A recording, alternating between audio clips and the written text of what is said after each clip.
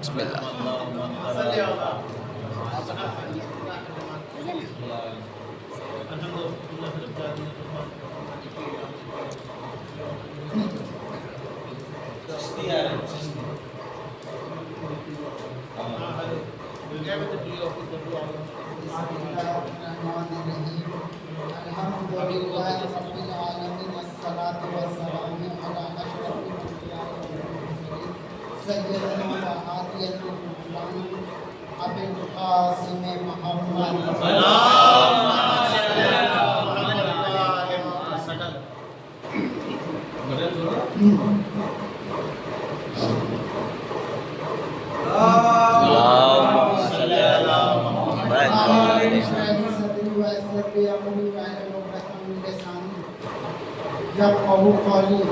اما بعد فقد قال الله رسول الكريم انی تارک فیکم الثقلین کتاب اللہ و عترتی ما تمسکت به ولا لن تزلوا بعد صلوات اللهم صل علی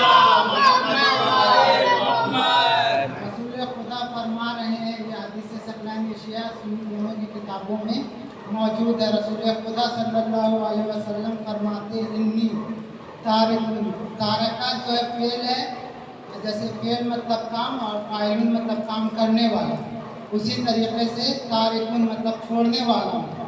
تارکہ سے بنا تارکن مطلب چھوڑنے والا ہوں. فیکم، اور فیکم جو ہے یہ جمع حاضر کا صیغہ ہے. عربی قواعد کے حساب سے، عربی گرامر کے حساب سے جمع کا مطلب یہ حدیث جب نقل کی جا رہی تھی یا رسول اللہ فرما رہے تھے تو کم سے کم 3 لوگ تھے، کیونکہ عربی گرامر میں جو ہے کم سے کم جمع 3 کا ہوتا ہے، اور وہ بھی 3 تھے. وہ بھی 3 تھے جب یہ حدیث فرمایا جا رہا تھا، وہ بھی 3 تھے. آپ لوگ تو سمجھ ہی سکتے ہیں. صلوات بھیجے محمد تم ایک میں نہیں نہ تم دو میں، تم سب میں چھوڑ کے جا رہا ہوں. کیا بیکم الثقلین، 2 باوقار چیز، 2 موسٹ امپورٹنٹ چیز، 2 بازمند چیز، 2 ہم وزن چیز، 2 باوقار چیز چھوڑ کے جا رہا ہوں.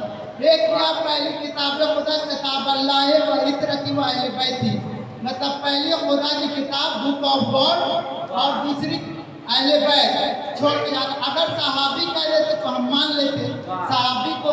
ہم تو وہ قوم ہے جو اگر گھوڑا منسوب ہو جائے ان سے تو اس کو ہم مان لیتے، تو صحابی کو کیوں نہیں مان لیتے؟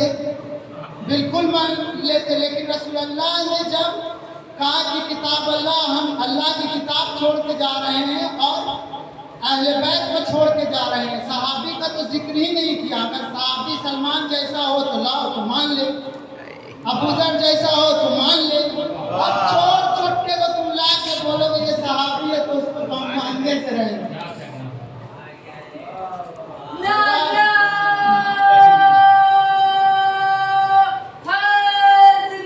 یا علی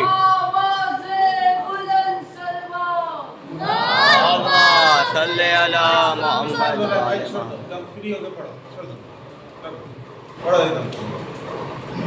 صحابی کا ذکر ہی نہیں کیا. رسول خدا نے کہا انی تارکن فیکم الثقلین کتاب اللہ و عترتی و اہل بیتی، میں تم لوگوں تم سب میں 2 بازمت چیز چھوڑ کے جا رہا ہوں. ایک پہلے خدا کی کتاب اور دوسرے اہل بیت.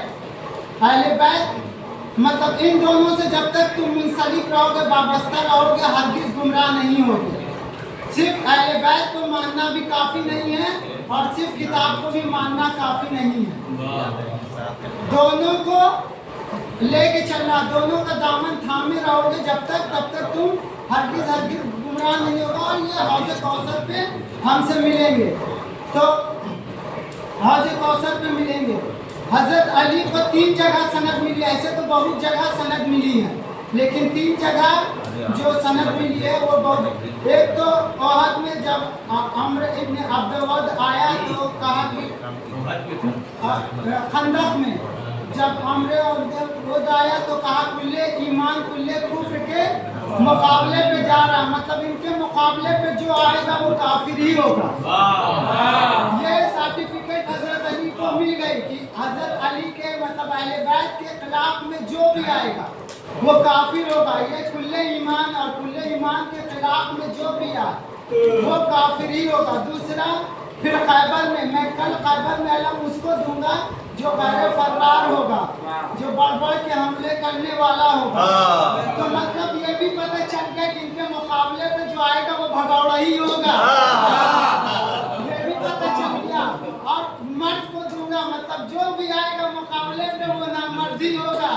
یہ بھی سرٹیفکیٹ مل گیا. اور تیسرا سند جو ملا, تیسری سرٹیفکیٹ جو ملی وہ حضرت علی کو غدیر میں ملی. اعلان تو ذوالعشیرہ میں ہو گیا تھا, اور تمہارا کوئی فاروق اور غنی اس ٹائم مسلمان نہیں تھا. جب حضرت علی نے نصرت کا وعدہ کیا تھا, حضرت علی نے رسول اللہ سے, اس ٹائم تمہارا کوئی بھی غنی اور کوئی بھی فاروق جو ہے مسلمان نہیں ہوا تھا. تو یہ بات تو ذوالعشیرہ میں طے ہو گئی تھی کہ جو رسول اللہ کا نصرت کرے گا وہی ان کا جانشین وسیع خلیفہ بنے گا. تو سند تو غدیر میں دی گئی, سند تو غدیر میں, سرٹیفکیٹ غدیر میں دیا گیا. اور یہ جب آپ ترجمہ کرتے ہیں اس کا کہ کنتو کنزم مخفیہ, کہ میں جب چھپا ہوا خزانہ تھا, تو یہاں پر بھی تو یہی ہوگا نا, من کنتو مولا, جب جس کا میں مولا تھا, فہذا علی مولا, اب سے یہ علی مولا ہیں. سلوات بھیجے محمد. پہلے یہ دیکھ لو نا, جس کو تم عزت دینا چاہ رہے ہو وہ عزت بھی کرانا اپنی چاہ رہے کہ نہیں کرانا. اس کا تو خود پرسنلی اسٹیٹمنٹ, خود اپنا بیان ہے کہ میں تو حد سے ایسا بھاگا جیسے پہاڑی بکرا بھاگ رہا.